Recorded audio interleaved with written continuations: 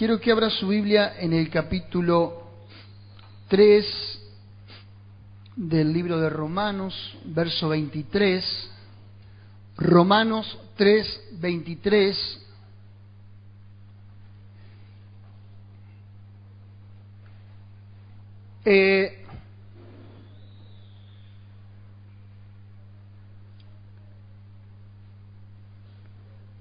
La semana pasada hablamos de las Escrituras, cómo interpretamos las Escrituras, y entendimos que una buena interpretación de las Escrituras es lo que nos lleva a Dios, es lo que nos hace entender la salvación y las grandes doctrinas de la Biblia. Hoy quiero hablar del pecado.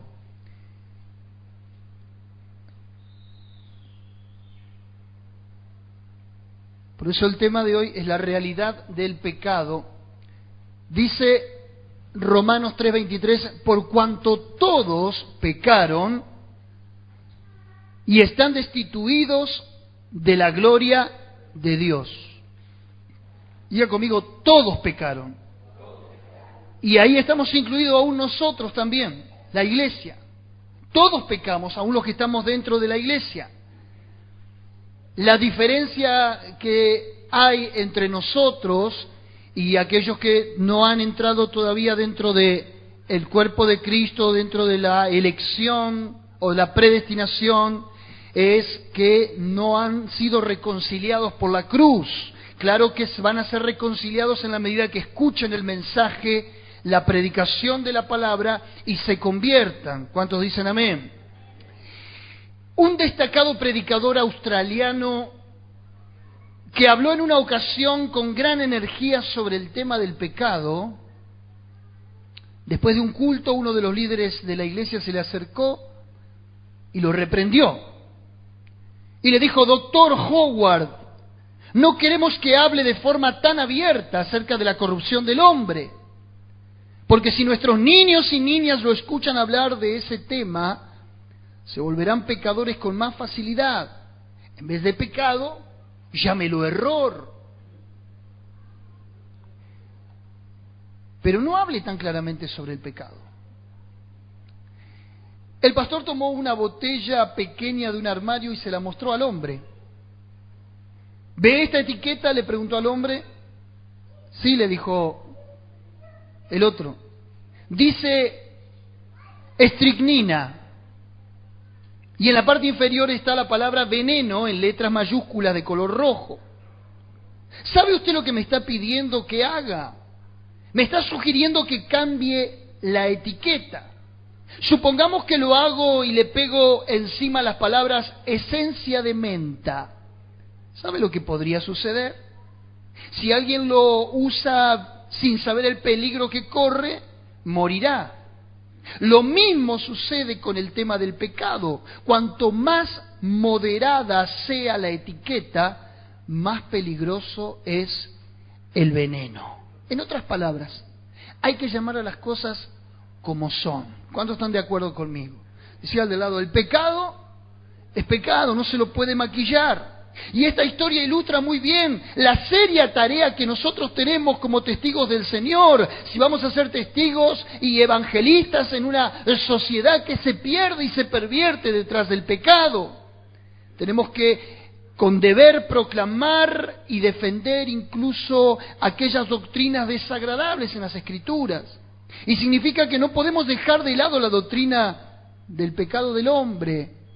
Claro que la iglesia está para sanar, la iglesia está para restituir, la iglesia está para ir al necesitado, pero uno de los grandes problemas justamente que ha embargado la sociedad actual, la moral del hombre, es el pecado. Esto tiene un nombre puntual. Y debemos hablar sobre el tema de acuerdo a lo que la palabra de Dios dice. Crisóstomo, uno de los padres de la iglesia que vivió en el año 347 hasta el 407 después de Cristo, dijo, no temo más que a una cosa, el pecado. Y eso es justamente lo que yo siento, mis amados hermanos, en esta noche. No tengo miedo a nada, ni en el mundo, ni en la iglesia, excepto al pecado. Y de hecho, los cristianos deberían sentir lo mismo debido a las consecuencias terribles que produce el pecado en la vida del hombre. Es el mayor problema que enfrenta la humanidad, la peor plaga que nos maldice a todos, sin acepción de personas. Como resultado del pecado, el mundo tiene guerras entre naciones, conflictos bélicos entre individuos y grupos, miedo, ansiedad, enfermedad, muerte y todo tipo de desastre producido por la naturaleza y por el hombre. Génesis capítulo 3 y capítulo 4, no lo busque, dicen que la maldición del pecado después de la caída rompió por lo menos 3 relaciones básicas. Primero, los hombres y las mujeres quedaron separados de Dios cuando quedaron sujetos a la muerte espiritual. Esto lo dice Génesis capítulo 3, del verso 6 al 13. Segundo, entraron en conflicto con la naturaleza. Desde ese entonces se opone la naturaleza al intento de los hombres por cultivarla, controlarla e incluso domarla. Sin ir más lejos, en el amplio territorio de Argentina, de Sudamérica, usted vio que en la cordillera, lindando con Chile, está el volcán que algunos predicen que por lo menos 6 meses va a estar en actividad volcánica, despidiendo lava, contaminando el medio ambiente con la ceniza y todo lo que esto representa, evacuados, pobreza, indigencia. En el norte argentino no paran las lluvias, las inundaciones. En el sur, sequía, incendios forestales. Es como que la naturaleza perdió el control. O mejor dicho, el hombre perdió el control de la naturaleza. ¿A qué otra cosa atribuirle sino la responsabilidad que el hombre tiene con el pecado? ¿Me está entendiendo?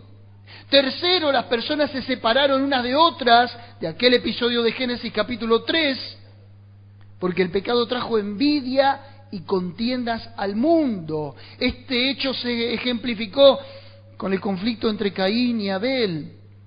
Génesis capítulo 4, del 13 al 15. Todos los que mueren sin importar la causa, mueren como víctimas del pecado. Romanos 6:23 dice, porque la paga del pecado es muerte, por lo tanto todo ser humano está sujeto al temible poder del pecado. Voy a dar algunos puntos y algunas definiciones en cuanto a este tema tan interesante. La primera definición del pecado: es necesario definir algo tan grave como el pecado para que las personas puedan entenderlo y saber el por qué liberarse de ello. La definición es sencilla. El pecado es infracción a la ley. Repita conmigo: el pecado es infracción a la ley. Primera de Juan capítulo 3, verso 4. La construcción griega de la frase hace que los conceptos pecado, infracción a la ley sean idénticos. Vale decir que cuando uno peca, o uno está pasando un semáforo en rojo, o está alterando el orden social, ambas cosas significan lo mismo en el aspecto bíblico o en cuanto a la relación con Dios. Practicar el pecado es vivir como si no hubiera Dios ni ley. Una verdadera anarquía. Es vivir de forma arrogante bajo las reglas que uno mismo establece, sin sujetarse a los principios de Dios. Las Escrituras también presentan otras definiciones de pecado, como por ejemplo injusticia. En 1 de Juan 5:17 dice, toda injusticia es pecado. Otra es no hacer el bien. Santiago va a decir en el capítulo 4, verso 17, el que sabe hacer lo bueno y no lo hace es pecado. Y por último, el apóstol Pablo lo define como falta de fe también al pecado, ya que dice en Romanos 14:23, lo que no proviene de la fe es pecado. Sin embargo, es mejor identificar el pecado como un equivalente a la infracción a la ley. Ignorar la ley de Dios y salirse de los límites que Él estableció para nosotros. Eso es pecado. La humanidad es como un caballo en medio de pastos abundantes. El caballo salta a la cerca que lo rodea y pensando que se va a saciar de todos esos pastos suculentos que ve, resulta ser que el caballo termina enfrascado en un gran lodazal Del mismo modo, las personas están expuestas a la perfecta ley de Dios a través de las Escrituras, pero quieren huir, por lo tanto saltan la valla de la ley divina y caen en el fango del pecado. Por eso Romanos capítulo 3, verso 23 decía: por cuanto todos pecaron y están destituidos de la gloria de Dios. Dios ha revelado su ley en las Escrituras, nos dejó parámetros muy claros y lo ha escrito en el corazón del hombre también. Vale decir que si usted no tuviera la Biblia o los mandamientos escritos, hay una ley divina dentro de cada uno de nosotros. Lo dice Pablo en Romanos capítulo 2, versos 14 y 15. Escuche: por cuanto los gentiles que no tienen ley hacen por naturaleza lo que es de la ley, estos, aunque no tengan ley, son ley para sí mismos, mostrando la obra de la ley escrita en sus corazones, dando testimonio su conciencia, acusándoles o defendiéndoles sus razonamientos. Ya que la ley de Dios es santa, justa y buena, dice Romanos capítulo 7, verso 12. Es ilógico incumplirla y perderse las bendiciones que trae la obediencia. Quebrantar la ley divina y a menudo tratar de vivir tan alejado de Dios como sea posible conlleva una condenación. Quiero hablarle de las características del pecado ahora, a modo de título: características del pecado. Y sabe que los autores de ese precioso libro que tiene en sus manos, de las Sagradas Escrituras, utilizan términos muy descriptivos y analogías tan claras que no es difícil reconocer lo que el pecado conlleva. Por ejemplo, uno de los puntos que conlleva el pecado: la contaminación. El pecado no es solo desobedecer la ley de Dios, escuche, sino también corromper o contaminar una norma divina. Es para el alma el pecado lo que las cicatrices son para una cara hermosa, lo que es una mancha oscura en una prenda de seda blanca, lo que es el hollín negro para un cielo azul claro. El pecado hace que el alma de la persona se vuelva tan roja y repugnante por la culpa y la maldad. Y al usar la terminología cruda del mundo humano y físico, el Antiguo Testamento imprime de una forma indeleble en nuestras mentes cómo es la naturaleza horrible de la contaminación del pecado. Por ejemplo, el profeta Isaías capta de una manera viva cuánto contamina el pecado ante los ojos de Dios. Y dice Isaías 30, verso 22: entonces profanarás la cubierta de tus esculturas de plata y la vestidura de tus imágenes fundidas de oro, las apartarás como trapo asqueroso. Isaías compara el pecado de la idolatría con trapos empapados de sangre que usaban las mujeres durante su periodo menstrual. Nada más y nada menos, aunque suene duro. El escritor en Primera de Reyes capítulo 8, 38 compara el pecado del corazón de un individuo con una plaga mortal, diciendo: cuando cualquiera sintiere la plaga en su corazón, ese es el pecado. Zacarías capítulo 3, verso 3, la Nueva Versión Internacional, el profeta Zacarías utiliza la figura de ropas sucias para referirse al pecado, cuando ve al sumo sacerdote Josué para describir el pecado en el hombre. Ezequiel indica que la contaminación del pecado es tan grande que cuando una persona arrepentida ve su pecado, empezará a odiarse a sí misma, diciendo en Ezequiel capítulo 20, verso 43: y allí os acordaréis de vuestros caminos y de todos vuestros hechos en que os contaminasteis, y os aborreceréis a vosotros mismos a causa de todos vuestros pecados que cometisteis. Cuando una persona sabe bajo la palabra, bajo la norma de Dios, que hizo algo que a Dios desagradó, uno mismo se siente inmundo. ¿Le pasó esto alguna vez? A todos nos ha pasado, y si no le pasó es porque no fue todavía convicto de pecado.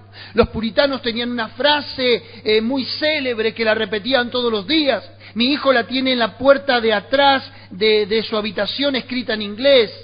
Agiliza mi conciencia hasta que sienta la repugnancia por el pecado. Eso es algo que deberíamos tenerlo constantemente presente. La impresión general que la Biblia da del pecado es que es vil, horrible y asqueroso, que contamina todo lo puro y todo lo que toca. El apóstol Pablo utiliza las siguientes palabras para exhortar a los creyentes a que limpien sus vidas de los efectos terribles del pecado. Y dice, 2 Corintios 7:1, limpiémonos de toda contaminación de carne y de espíritu, perfeccionando la santidad en el temor de Dios. Si el de al lado te están hablando.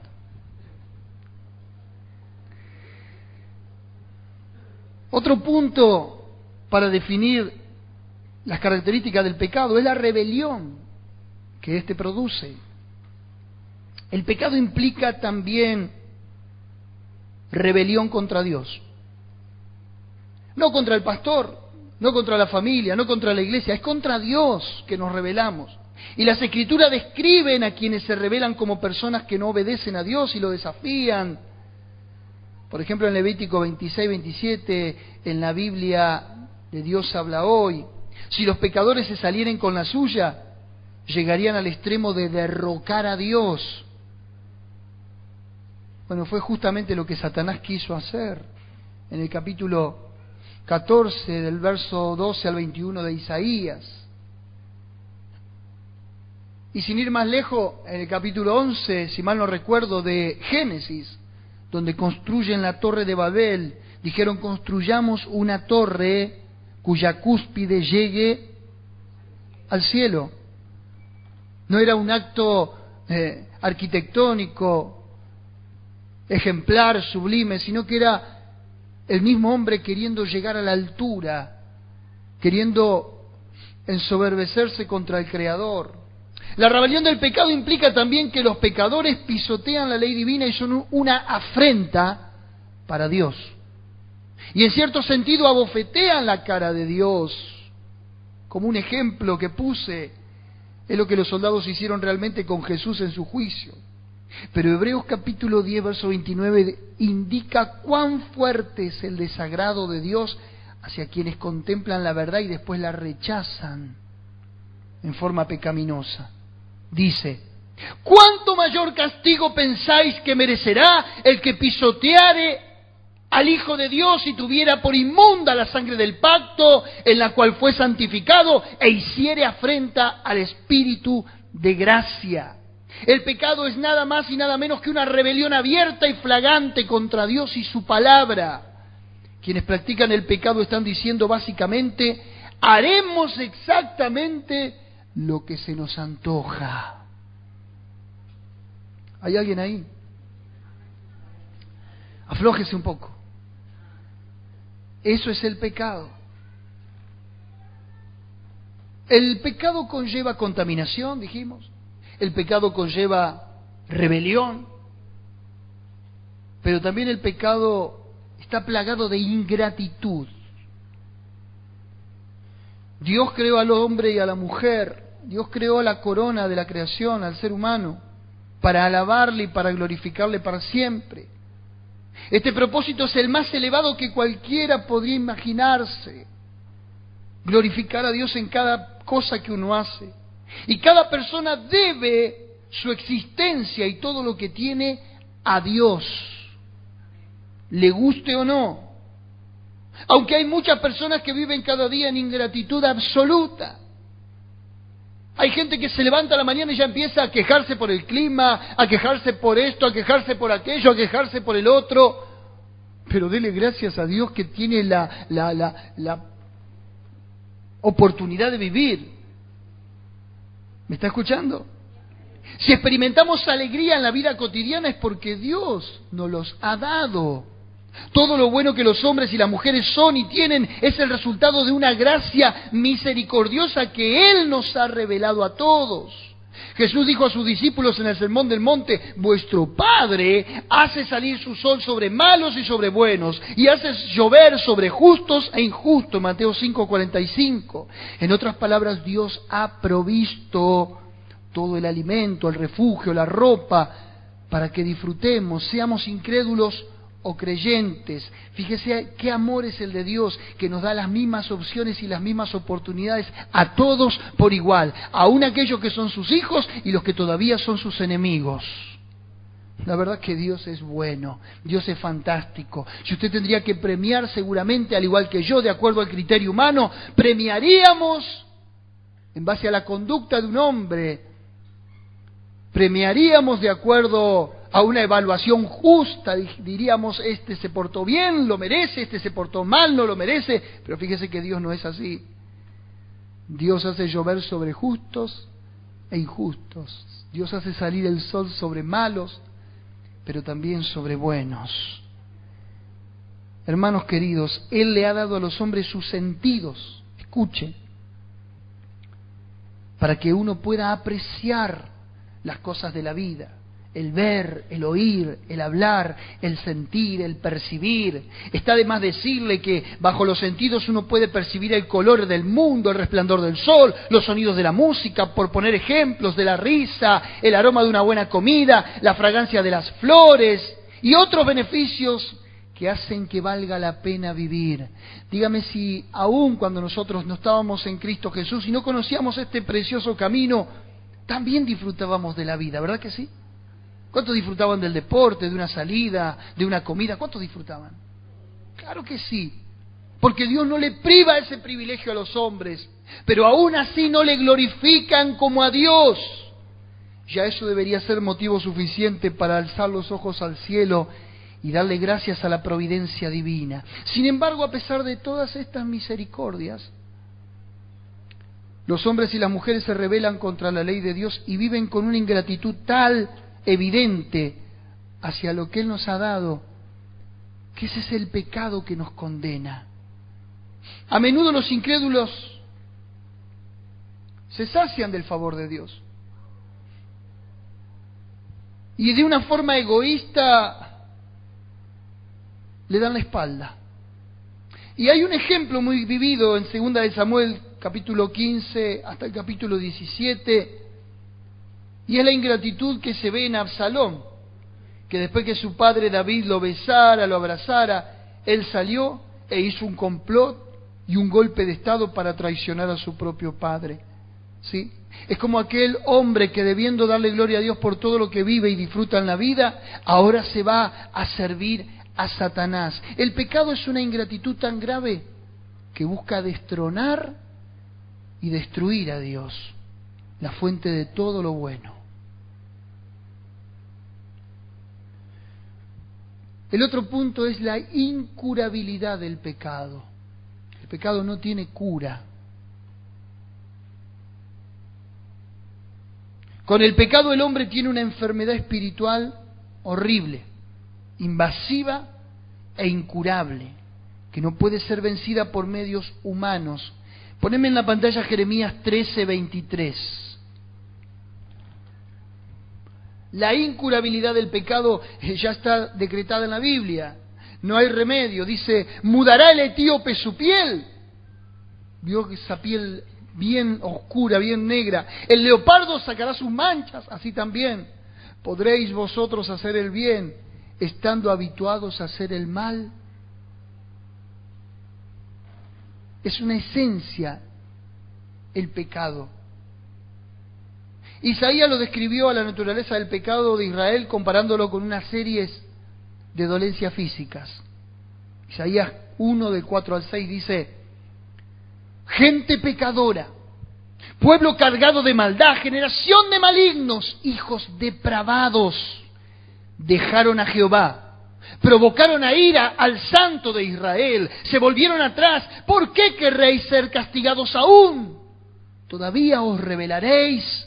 Toda cabeza está enferma y todo corazón doliente. Desde la planta del pie hasta la cabeza no hay en él cosa sana, sino herida, hinchazón y podrida llaga. No están curadas, ni vendadas, ni suavizadas con aceite.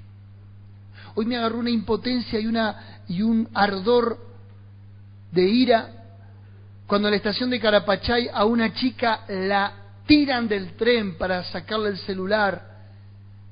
la cual perdió una pierna y ahora está en grave estado.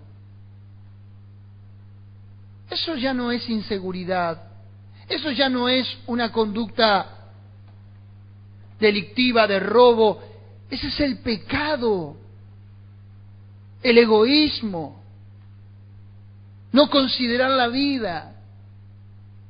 Eso somos nosotros.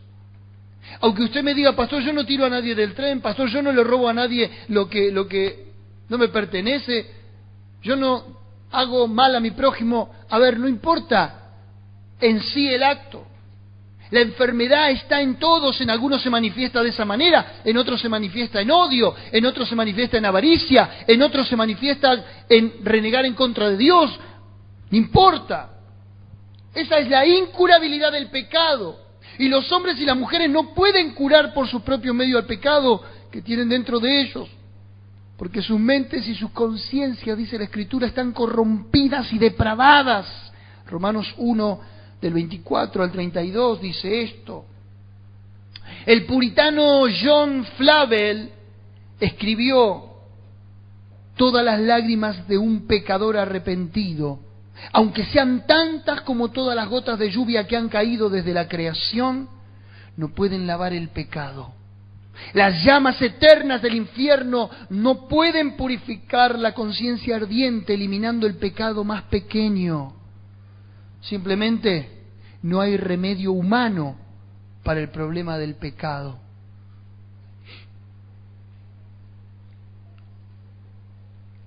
No se puede curar por actos de voluntad humana. No existen programas ambulatorios o internados, ni por ningún programa de reforma moral ni educativa, ni por ningún proyecto de ley que saquen nuestros legisladores, ni por ningún esfuerzo terapéutico, ni de asesoría humana, ni por ninguna obra de justicia propia uno puede remediar el pecado. Fíjese que somos salvos por gracia. Ni siquiera nuestras justicias pueden lograr justificar el pecado. El pecado es una enfermedad terminal que está profundamente arraigada y que solo puede curarse por la obra sanadora del gran médico que se llama Jesús. El escritor de Hebreos habla sobre este contraste entre los remedios insuficientes del hombre para tratar el pecado y la solución perfecta que Dios nos dio mediante Jesucristo. Y dice este pasaje de Hebreos capítulo 10, verso 11 al 14, y ciertamente todo sumo sacerdote está día tras día ministrando y ofreciendo muchas veces los mismos sacrificios, que nunca pueden quitar los pecados. Pero Cristo, diga conmigo, pero Cristo, habiendo ofrecido una vez y para siempre un solo sacrificio por los pecados, se ha sentado a la diestra de Dios, y de ahí en adelante esperando a que todos sus enemigos sean puestos por estrado de sus pies, porque con una sola ofrenda hizo perfecto para siempre a los santificados. ¿Quiere el remedio para el pecado? La ofrenda de Jesús. Y a pesar de todo el dolor que causa el pecado, es increíble ver cuánto se esfuerza la gente no salva para practicarlo. Tengo un montón de textos: Salmo 7:14, Proverbios 4:16, Jeremías 9:5, Ezequiel 24:12, y les da la cierta sensación de un goce temporal, pero al final los conduce al dolor, la muerte y al infierno eterno. Estas personas pueden trabajar duro en pecar, pero sabemos cuál es su fin. Terminan trabajados, terminan cargados, terminan hastiados. Y la promesa de Mateo 11:28, Jesús le dijo a ellos, a los pecadores: venid a mí los que estáis trabajados y cargados, que yo los haré descansar de toda característica maligna que el pecado haya traído sobre sus vidas. Pero el pecado no solamente es incurable, no solamente es rebelión contra Dios, no solamente contamina, sino que el pecado tiene un alcance que quiero que usted no lo ignore. La carta a los Romanos dice claramente que el alcance del pecado es universal. No es que van a ser una nueva generación o una nueva raza que no va a querer tener nada con el pecado. Ha evolucionado todo en la vida del hombre. Ha evolucionado la comunicación, la medicina, ha evolucionado todo cuanto el hombre ha puesto su mano, pero no ha podido nunca mitigar esta enfermedad incurable. Unos pocos versículos de Romanos expresan con suma claridad. Pablo va a decir, ¿qué pues? ¿Somos mejores que ellos? En ninguna manera, pues ya hemos acusado a judíos y a gentiles, que todos están bajo pecado, como está escrito, no hay justo ni aun uno, no hay quien entienda, no hay quien busque a Dios, todos se desviaron a una y se hicieron inútiles. No hay quien haga lo bueno, no hay ni siquiera uno. Estoy en el Romanos capítulo 3, versos del 9 al 12. Por cuanto todos pecaron y están destituidos de la gloria de Dios. Fue nuestro pasaje de pila. Por tanto, como el pecado entró en el mundo por un hombre, entiéndase Adán, y por el pecado la muerte, así la muerte pasó a todos los hombres por cuanto todos pecaron. Romanos 5, 12. Ese último versículo nos dice que no solo la culpa del pecado es de Adán, fue imputada a cada persona, sino que también la depravación y la corrupción de su naturaleza fue también transmitido a todos los seres humanos. Es así como cuando se transmite la contaminación del agua. Viene el veneno desde la vertiente, baja al pozo, y luego todo lo que la beben terminarán contaminados por ella. Así dicen los teólogos que es la realidad del pecado original. Cuando nace un bebé tan precioso, tan lindo, cuando se gesta una criatura en el vientre materno, cuando un embrión, producto del óvulo y del espermatozoide, fecundaron, ahí comenzó el pecado. Por eso el Salmo 51, verso 5, dice que en el tejido de nuestra vida, David dijo, en pecado me concibió mi madre. Ya ahí viene el pecado. Y puesto que todos somos descendientes de Adán, usted y yo, llevamos su corrupción. Y su pecado se pega a cada uno de nosotros. Como dice 2 Reyes 5:27, la misma lepra que tenía Naamán se le pegó a Giezi. Y nosotros que somos creyentes sabemos por experiencia que incluso después de ser salvos, la naturaleza arraigada del pecado aún está presente. ¿Le guste o no? ¿Cuántos luchan con su pecado diariamente? Todos. Y para buscar una base escritural, tengo este texto que dice, porque no hago el bien que quiero, decía Pablo en Romanos 7, del 19 al 23, porque no hago el bien que quiero, sino el mal que no quiero, eso hago. Pero veo otra ley en mis miembros que se rebela contra la ley de mi mente y que me lleva cautivo a la ley del pecado que está en mis miembros. El escritor de la carta a los Hebreos, que va dirigida a los creyentes judíos, entendió sin duda el principal problema y le dijo, por tanto nosotros también, despojémonos de todo peso y del pecado que nos asedia y corramos con paciencia la carrera que tenemos por delante. Hebreos 12:1. ¿Por qué nos enredamos tan fácilmente con el pecado? ¿Por qué? Porque sin excepción forma parte de nuestra naturaleza. Ninguno de nosotros se escapa. El otro punto que quiero mencionarle en esta noche, mueva al de al lado y dígale, despertate. Que el sueño viene por causa del pecado. Así que no se duerma en esta noche.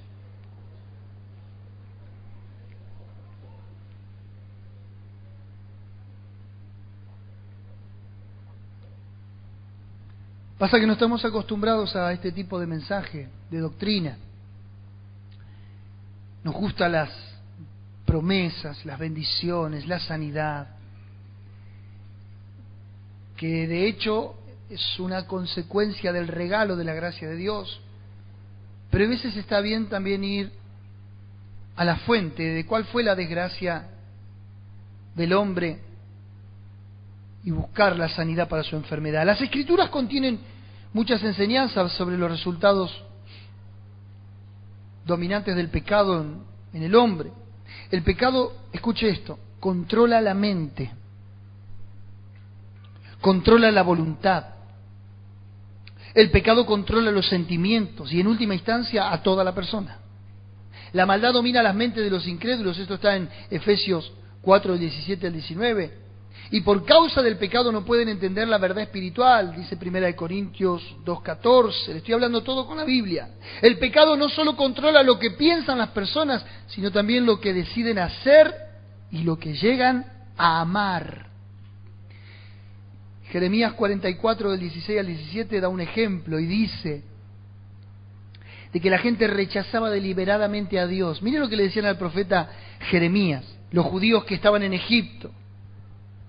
La palabra que nos has hablado en nombre de Jehová, no la oiremos de ti, sino que ciertamente pondremos por obra toda la palabra que ha salido de nuestra boca.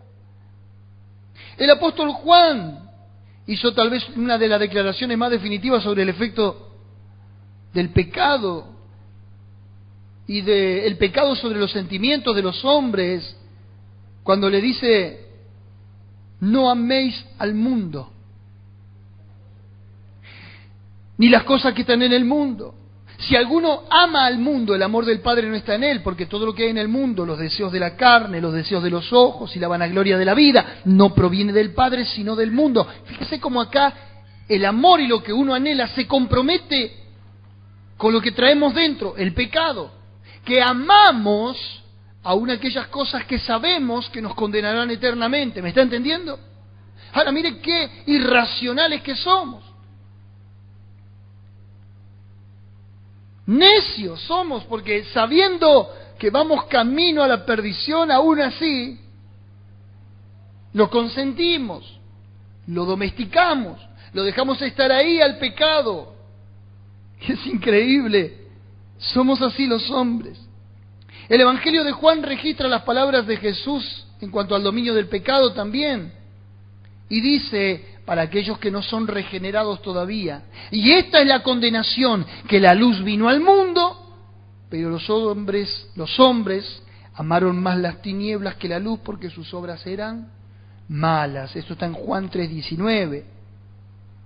Y fíjese hasta qué dominio tiene el pecado, que las personas bajo el pecado terminan en el dominio de Satanás, hasta el día que llegan a Cristo. Dice Efesios 2, del 1 al 2, y Él os dio vida a vosotros cuando estabais muertos en delitos y pecados, en los cuales anduvisteis en otro tiempo, siguiendo la corriente de este mundo, conforme al príncipe de la potestad del aire, esto es Satanás, el espíritu que opera en los hijos de desobediencia. Fíjese, el pecado nos llevó a ser esclavos obedientes, sumisos, de este ángel siniestro, de este pájaro pervertido llamado Satanás. Y bajo el dominio de Satanás no hay libertad de la esclavitud. Esto lo dice 1 Juan 5:19, Juan 8:44, Romanos 6:16. El apóstol Pablo continúa en Efesios 2 identificando que aquellos que son controlados por el pecado son hijos de ira.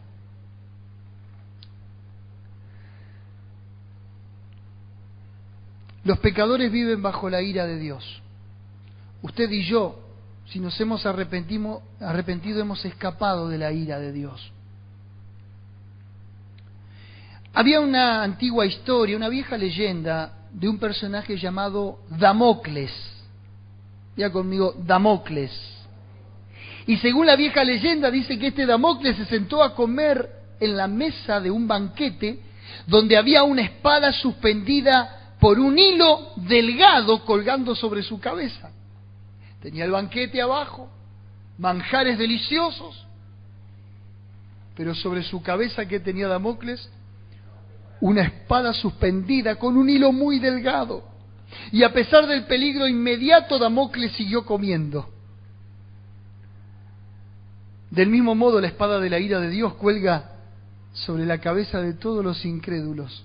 Y no obstante, Muchos van por la vida comiendo, bebiendo y divirtiéndose, ajenos a la necesidad espiritual. Y esta situación debe llevarnos a proclamar el espíritu con el que tenía Juan el Bautista cuando dijo: ¿quién os enseñó a huir de la ira venidera? Hay una ira que se va a manifestar. Si es cierto, la iglesia predica Dios es amor, claro que Dios es amor, pero así también como Dios es amor, Dios es un Dios de ira. Así como ama a los suyos, también odia a sus enemigos, dice la Biblia. El apóstol Juan vio una visión increíblemente aterradora del juicio del trono blanco y lo que será el destino eterno de los que mueren sin arrepentirse de sus pecados. Y dice así: y vi un trono blanco, en Apocalipsis 20, del 11 al 15, y al que estaba sentado en él, de delante del cual huyeron el cielo y la tierra, y ningún lugar se encontró para ellos. Y vi a los muertos, grandes y pequeños, de pie ante Dios. Y los libros fueron abiertos. Y otro libro fue abierto, el cual es el libro de la vida, y fueron juzgados todos los muertos por las cosas que estaban escritas en los libros, según sus obras. Y el mar entregó a sus muertos que había en ellos, y fueron juzgados cada uno según sus obras, y la muerte y el Hades fueron lanzados al lago de fuego. Esta es la muerte segunda. Y el que no se halló inscrito en el libro de la vida fue lanzado al lago de fuego. ¿Tu nombre está en el libro de la vida? Es la pregunta. Esto lo vio Juan en la atemporalidad de Dios, en la eternidad de Dios. Dios no habita el tiempo cronológico del hombre, Dios habita la eternidad. Pero en este tiempo cronológico, en este tiempo de reloj, tu reloj biológico tiene una fecha de vencimiento. Hoy estamos aquí en un presente y mañana puede ser nuestra vida el pasado. Por eso hoy es el día, hoy es el momento. Y si escuchás la palabra y la palabra te convence, es porque Dios te está llamando y es porque Dios te está dando la salida. Millones de personas mueren cada año y decenas de miles cada día. Se dice que hay más de 6.000 millones de personas en el mundo hoy en la actualidad, y todos morirán tarde o temprano. Ahora, en contraposición con la tasa de natalidad, se mantiene un poco superior la tasa por sobre la de mortalidad. O sea, nacen más de los que mueren. ¿Me entiende? Por eso es el crecimiento demográfico como nunca antes en la historia de la humanidad, hoy en el siglo XXI, año 2015, año 5.000 y tanto para los judíos, es la tasa más alta de índice demográfico. Ya no hay dónde meter gente, según algunos. Ahora, lo interesante es que la tasa mundial de natalidad se mantiene un poco superior a la de mortalidad, y así que cada persona que nace va a entrar en el proceso de morir. Pero más nacen y más mueren. Y la triste realidad es que muchos morirán en sus pecados a menos que se arrepientan y crean en el Evangelio. Mientras tanto, el infierno sigue esperando a sus víctimas.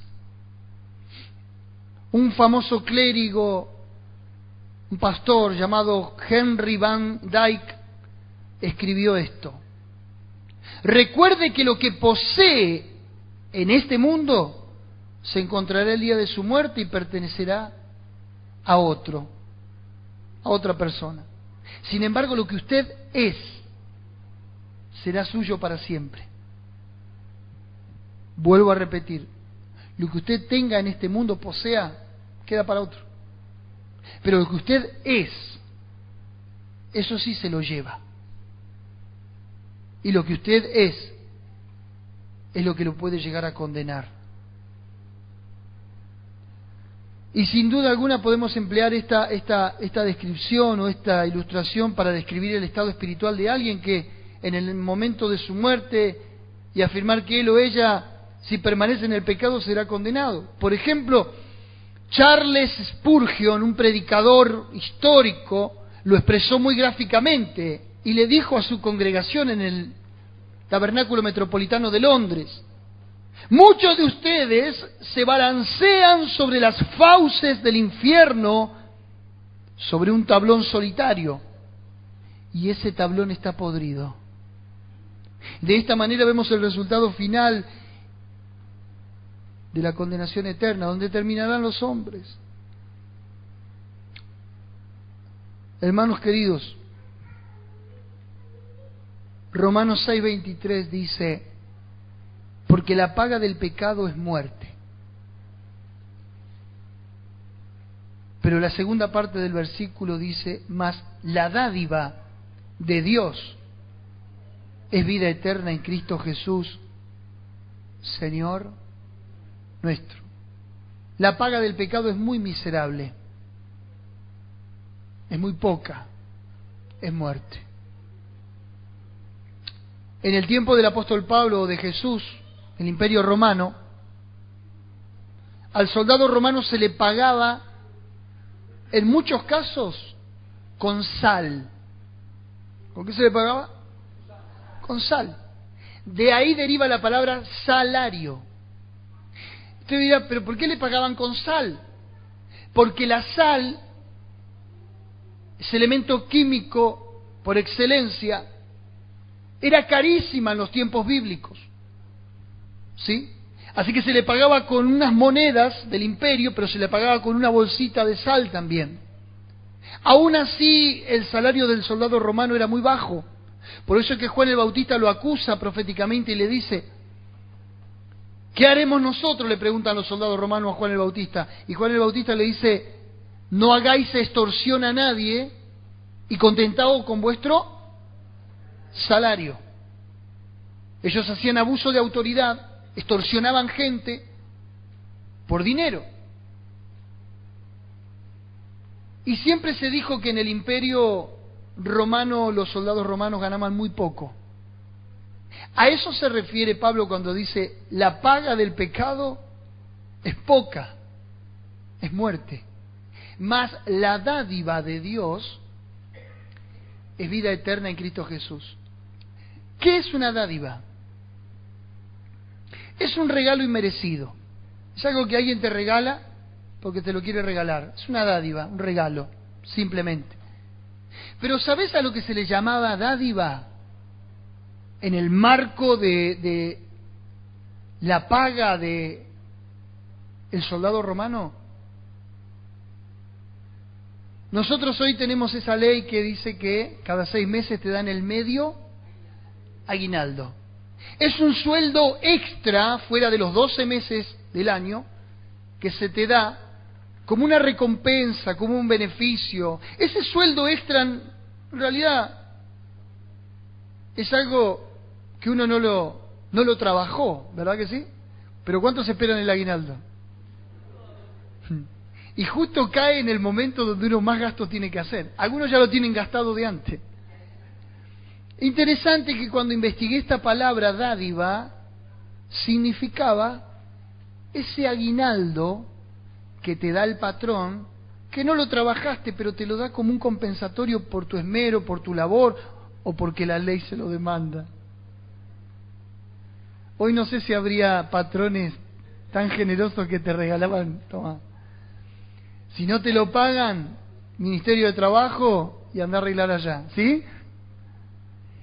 Pero Dios es un patrón que aun cuando la vida y lo que vos sembraste te pague la muerte, te pague una miseria, Él dice: aunque no te lo mereces, la dádiva de Dios es vida eterna en Cristo Jesús.